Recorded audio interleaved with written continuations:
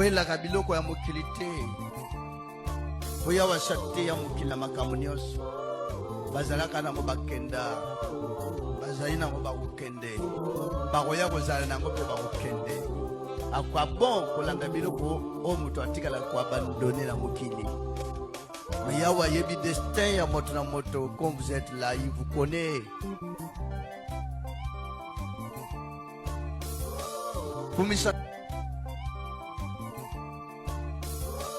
Kumisanzo totango zanango wanate.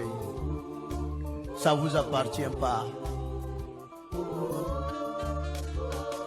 À qui donc appartient la chair?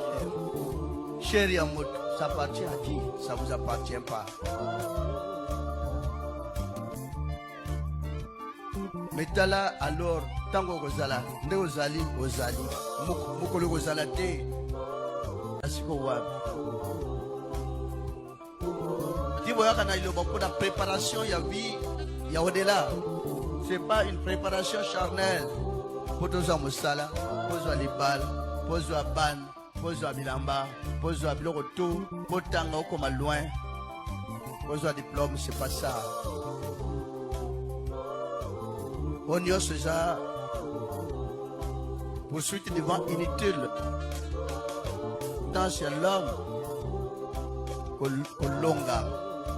kolonga na bolingo na mokili. Solongi na bolingo na mokili, c'est vrai. Et vous hériterez la vie éternelle. Pour hériter la vie éternelle, c'est très important que vous héritez tout nyonso ya mokili. Parce que nous sommes à Pamba. N'enviez pas ceux qui en ont. Il y a une jalousie pour nous comme ça ne vaut pas la peine. Pour la Pamba, la liberté, nous sommes